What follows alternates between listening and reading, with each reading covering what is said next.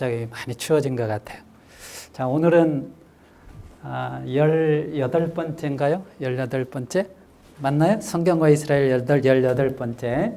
그러니까 금년 2019년은 이렇게 이스라엘 이렇게 지리를 좀 살펴보면서 우리 사진도 좀 보고 그렇게 살펴보고 있습니다. 오늘은 예루살렘에 대해서, 예루살렘은 앞으로 12월 달 이렇게 하면 딱 맞을 것 같은데, 예루살렘 가운데도 아주 특이한 것 하나 좀 소개를 해드릴게요. 이거를 알면 성경 여러 곳, 이게 여러 사건이 일어난 곳이라 굉장히 유익합니다. 먼저 예루살렘에 대해서 조금 간단하게 설명을 하면, 예루살렘은 유다 산지 가운데 있습니다.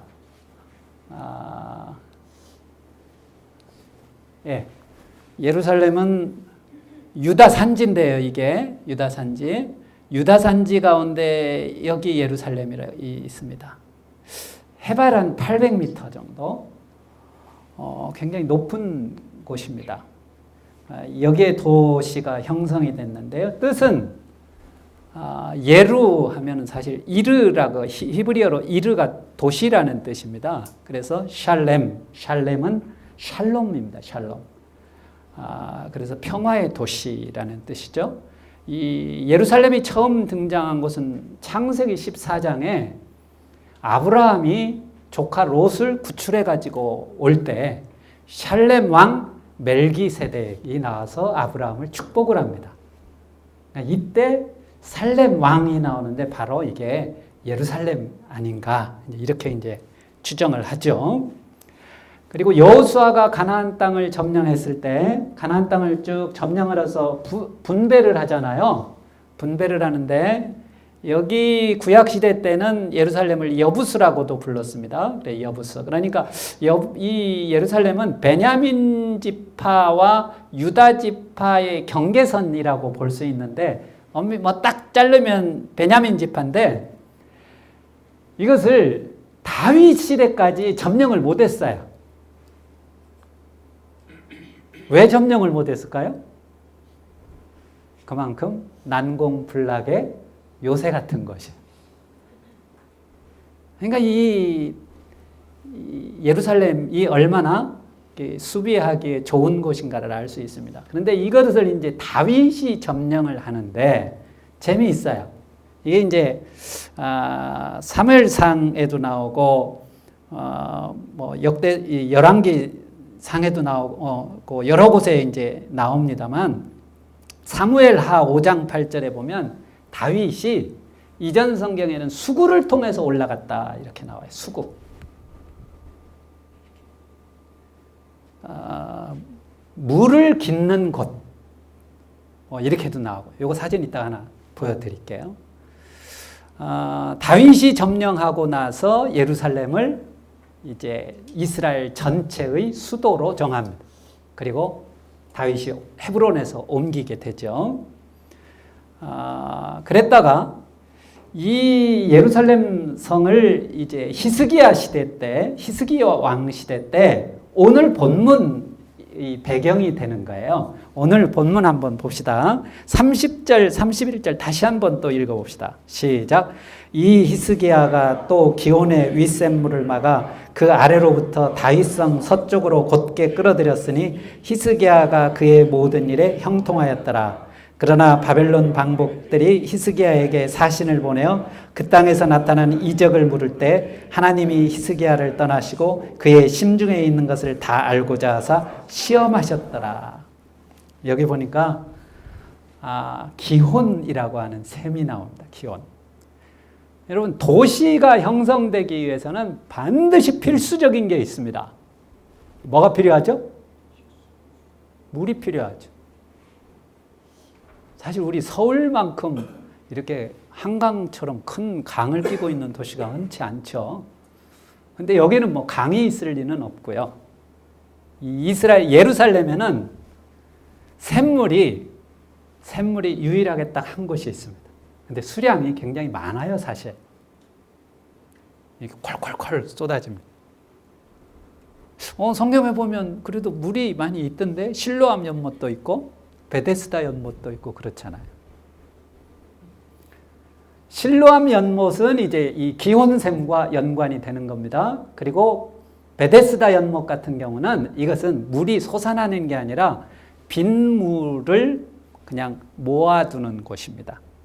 빗물이 오면 겨울 우기철에 비가 많이 내리면 여기에다가 빗물을 모아두는 곳이다. 물이 솟아나서 식수로 사용할 수 있는 곳은 기혼샘 한 곳입니다. 근데 이 기혼샘도 성경에 보면 여기에서 좀 사건이 좀 여러 사건이 일어나죠. 이 기혼이라고 하는 뜻은 처녀의 샘, 뭐 이런 뜻을 가지고 있다고 그래요. 처녀의 샘. 근데 그 열왕기상 1장에 보면 이 다윗이 솔로몬에게 그 이제 왕위를 물려주죠. 그런데 다른 이복 형제인 아도니아가 사실 왕이 되고자 먼저 시도를 하죠. 이 정통성 문제가 딱 이제 일어납니다. 이때 다윗이 했던 게 뭐냐? 제사장 사독하고 선지자 나단을 불러가지고 너희들은 지금 솔로몬을 데리고 가서 기혼샘에 가서 기름을 부어라. 정통성을 솔로몬에게 주는 거예요. 그래서 기혼샘에 가서 기름 부음을 받고 솔로몬이 왕이 됩니다. 이걸로 게임은 끝나는 거예요. 이 정통성이라는 게 굉장히 중요한 거잖아요. 기혼샘이 이제 구약 시대 때로 이렇게 나오는데, 그런데 이 구약 시대 때 보면 바로 이 히스기야 시대, 여러분 뭐 주보에 보니까 그 성경이 읽혀지네. 요거 세미나 하던데, 요거 구약, 요거 참석하시면 좋아요. 구약을 한번 잘 정리할 수 있습니다. 구약 시대 때 굉장히 중요한 사건이 뭐냐? 이 히스기야 시대예요. 히스기야 시대에 북이스라엘이 멸망을 당합니다. 그리고 북이스라엘을 멸망시킨 아수르의 사네립이 군대 장관 랍사게를 보내서 예루살렘을 포위하고 위협을 합니다. 항복해라. 그때 히스기야가 버티죠. 버티면서 히스기야가 생각해낸 하나의 방법 가운데 하나가 예루살렘 성을 확장하기도 하고 성을 견고하게 증축하기도 하고, 그러나 딱 생각했을 때 샘물이 하나인데 샘물만 틀어막으면 되는 거예요. 그런데 이 샘물이, 기혼샘이 예루살렘 성의 밖에 있습니다. 이게 문제예요. 그래서 히스기야가 생각해낸 아이디어가 있습니다. 이게 이제 이게 기가 막힌 거예요. 기혼샘이 여기 있죠. 이게 이제 성벽입니다. 이게 성벽인데 기혼샘은 밖에 있는데 아마 전에는 수로를 통해서 이렇게 들어왔던 거예요. 근데 성인데 이쪽이 높이가 더 낮습니다. 여기가 더 높아요. 이쪽이 이제 건너편은 감람산이고 이쪽으로 올라가면 여기가 이제 스코푸스 산이라고 그래가지고 지금 이제 히브리 대학에 있는데, 이 기온샘물을 성 안으로 끌어들이는데 이 포위가 되면 안 되잖아요. 그러니까 아수르 군사들을 어렵게 하기 위해서죠. 그래가지고 터널을 뚫습니다. 이게 터널이요, 그냥 뭐 직선이 아니에요. 들어갔다가 이렇게 막 구불구불해요. 그래가지고 여기 안에 실로암 물이 있습니다. 실로암. 근데 이 터널 길이가 533m다 이렇게 나와. 이걸 어떻게 공사했을까요?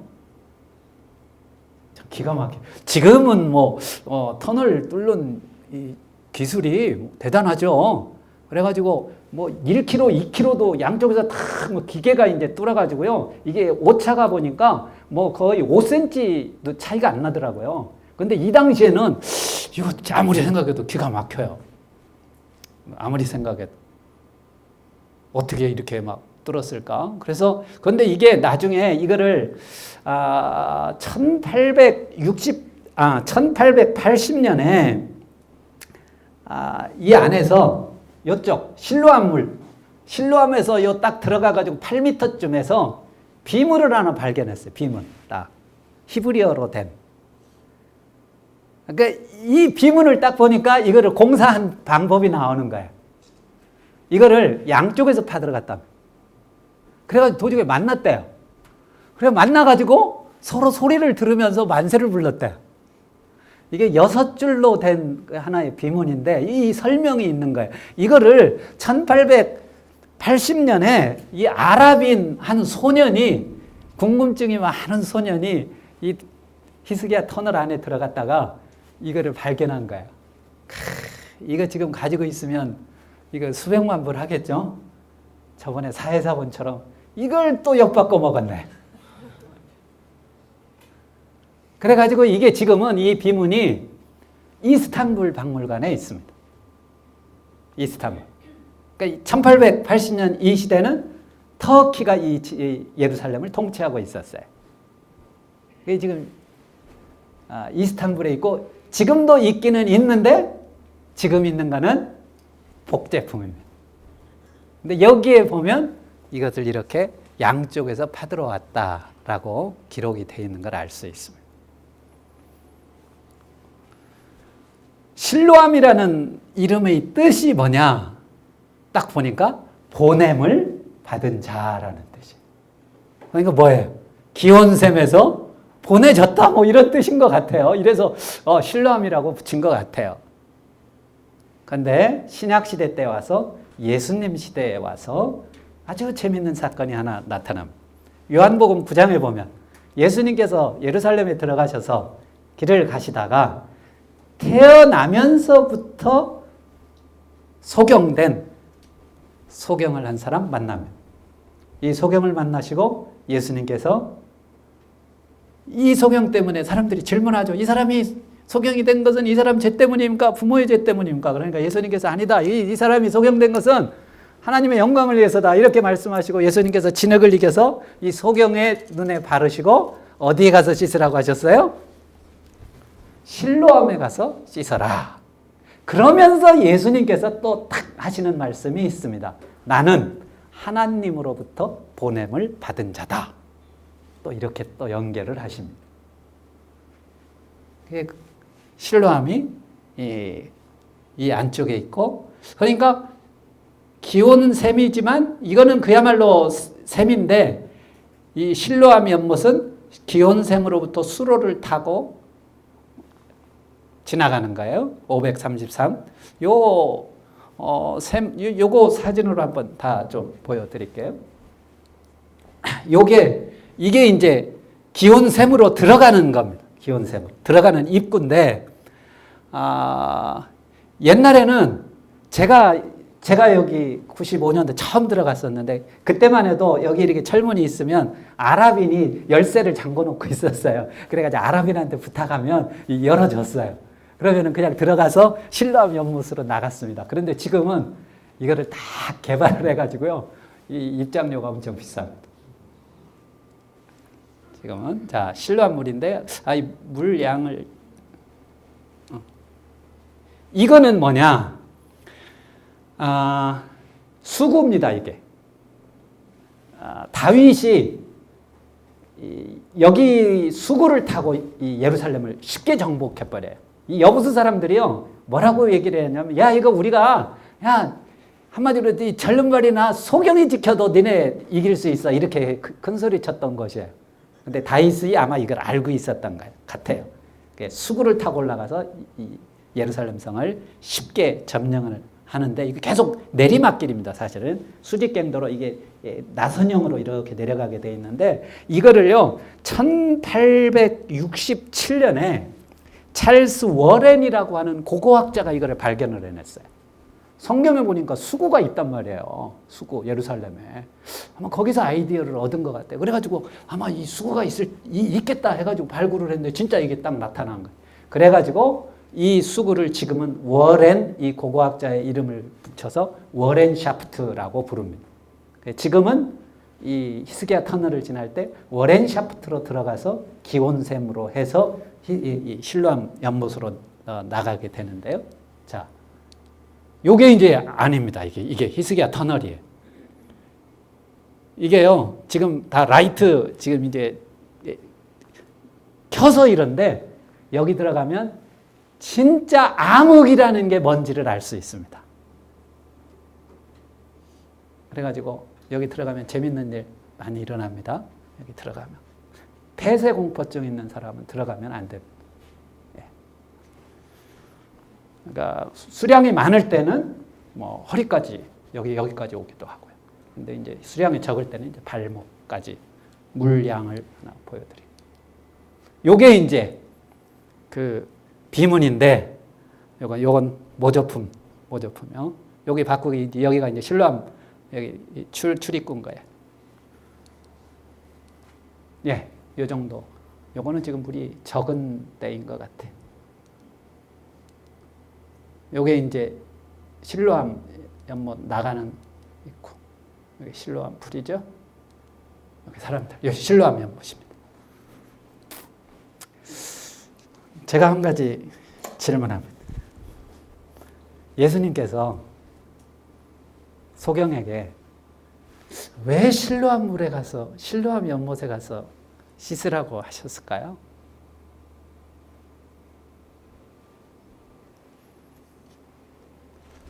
예수님 그냥 발라주시고 눈을 떠라 이러셔도 될 텐데 굳이 너 실로암 물에 가서 씻어라. 그러니까 이제 실로암의 뜻 자체가 보냄을 받은 자라는 뜻이 있다고 했잖아요. 나는 이 이름과도 의미가 있다고 봅니다. 예수님도 본인이 보냄을 받은 자라는 설명을 하시고 또 이 사람 입장에서도 이제 보냄을 받은 거예요. 그런데 저는 이 말씀을 가만히 생각하니까 이게 믿음이에요, 믿음. 여러분, 믿음은요, 반드시 행함과 관련이 있습니다. 오늘날 믿음이 너무 이렇게 뭐라 그럴까요? 오해를 많이 하고 있는 것 같아요. 예수님 믿기만 하면 구원받는다. 믿음의 어떤 가치가 너무 이렇게 낮아진 것 같아요. 여러분, 믿음은요, 그 가치가 율법보다도 더 상위인 거예요. 더 가치 있는 거예요. 하나님께서 우리 믿음을 보시고 우리를 구원해 주신다고 하는데 그렇다고 해서 여러분 우리가 믿음을요 과소평가해서는 안 됩니다. 물론 행함이 없는 믿음은 죽은 믿음이다. 야고보서에서 말씀도 하고 있지만 아무리 봐도 여러분 우리가 믿는 믿음은요 반드시 어떤 행함이 있어야 돼요. 여러분 내가 예수를 믿는다? 저는요, 예수를 믿는다는 게 예수를 신뢰한다는 차원이 아니라고 봐요. 나 예수를 신뢰해. 예수를 인정해. 이런 차원이 아니라 예수를 믿는다는 것은 내가 예수님처럼 살겠다는 고백이기도 합니다.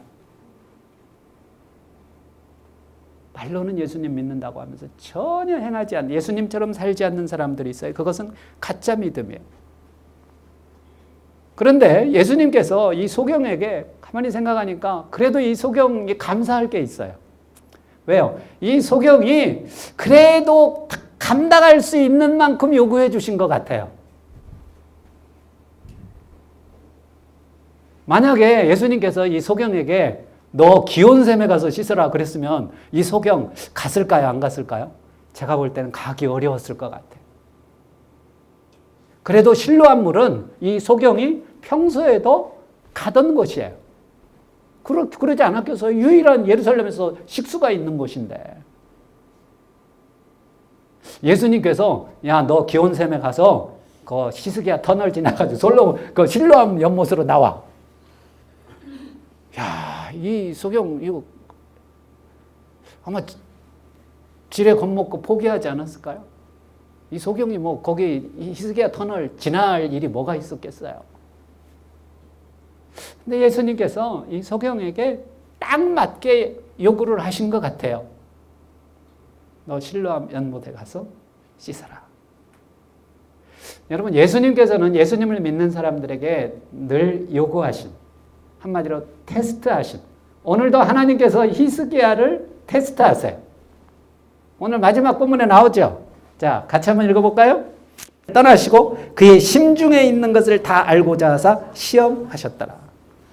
여러분, 하나님께서 우리도 때로는 딱 우리의 심중을 알고자 테스트 하십니다. 시험하세요.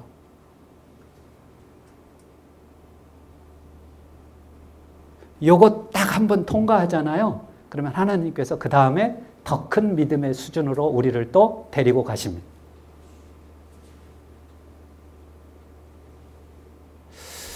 하나님께서 오늘도 여러분을 시험하시사 실로암 물에 가서 씻으라 이렇게 얘기하실 수도 있어요. 오늘 점심때 선교회 예배에 꼭 참석해라 그러실 수도 있죠. 여러분 우리가 여기에 순종하고 행하면 우리 믿음이 자라고 하나님이 하시는 일들을 우리가 경험할 수 있습니다. 히스기야가 얼마나 하나님을 위하여 이런 터널도 뚫고요. 이것뿐만 아니에요. 하나님이 그의 생명을 연장시켜 주셨잖아요. 그럼에도 불구하고 나중에 그가 하나님께 순종하지 않고 그렇게 된 걸 우리가 알 수 있습니다. 우리 이 시대에는 저와 여러분이 다 하나님의 시험에 잘 통과하는 그런 믿음의 사람 되기를 바랍니다.